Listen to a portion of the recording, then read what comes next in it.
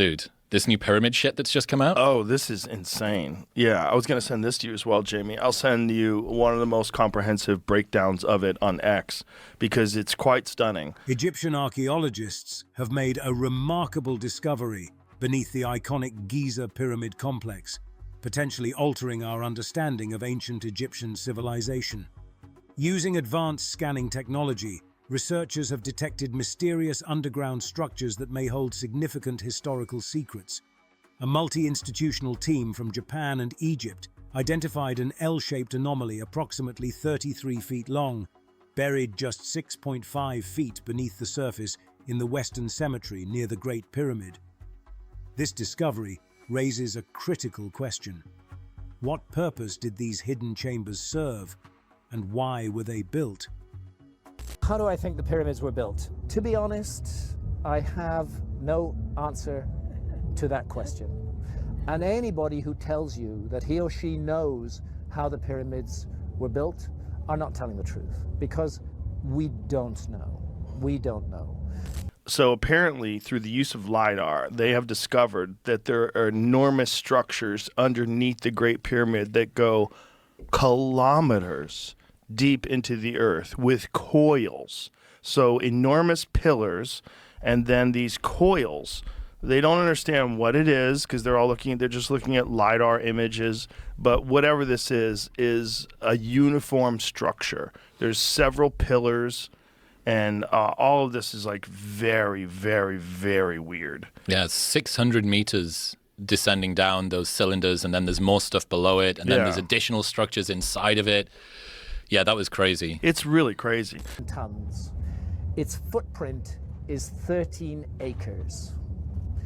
It's more than 750 feet along each side. It's 481 feet tall. More than 2.5 million individual blocks of stone were used in its construction. But it's not just big. It's really, really precise. The Great Pyramid is locked in to the cardinal dimensions of our planet. The Great Pyramid is targeted on true north, within 3/60ths of a single degree.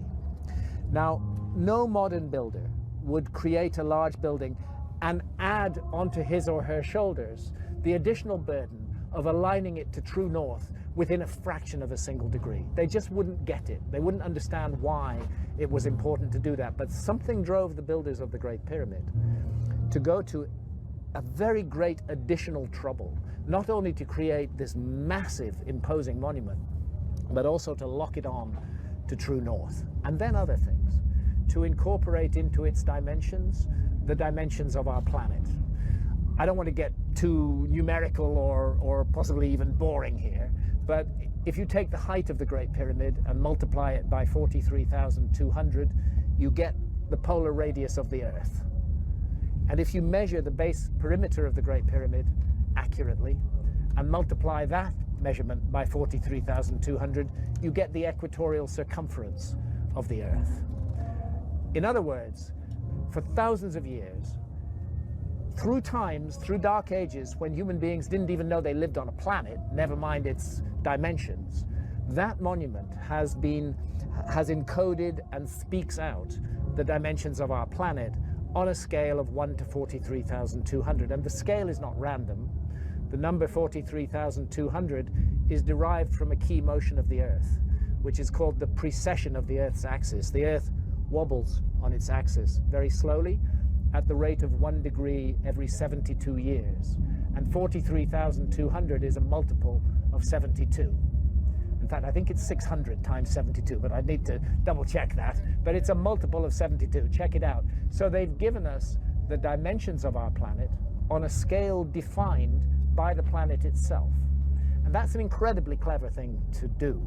The image above is showing what's underneath the middle pyramid of Giza, not the Great Pyramid. The team has discovered 8 wells with spiral tunnels around each one underneath the pyramid. It goes 640 meters into the bedrock of the plateau. To give you a scale of what that is, the Great Pyramid is 146 meters tall. That's 4.5 times the height into the ground. They end at 2 cubes that are 80 meters by 80 meters. We don't know what's in them. That's not all. Inside the pyramid, 5 new chambers, almost exactly like the Great Pyramid's King's Chamber, were discovered. The chambers are arranged in the same way the towers at Angkor Wat are arranged. The King's Chamber in the Great Pyramid is made out of absolutely massive blocks of rose granite from 900 kilometers away in Aswan. That chamber is a perfect 2-square rectangle in geometric terms. The team used that chamber to test the accuracy of their Doppler technology for imaging. That revealed the full internal structure of the middle pyramid and these weird tuning fork things that are going into the ground. New features at Angkor Wat and new pyramids in Guatemala were discovered using non-invasive technologies as well. Why is this one so important? This remains the current explanation for how these were built. Explaining one of these tunnels this way would be insane. They did it 8 times. This level of sophistication is not only beyond their capabilities, it more closely resembles our computer architecture, except they were doing it in 3D. Can't explain those with that anymore. Some people will say to you, oh, the Great Pyramid was built by slaves. That is utter bullshit. No slaves were ever involved in the construction of the Great Pyramid. As far as I know, there were no slaves in Old Kingdom Egypt whatsoever. The Great Pyramid, I've climbed it 5 times. I've been in every known chamber in the Great Pyramid. It is a work of stunning artistic achievement. You're looking at the work of masters of architecture at the peak of their skill.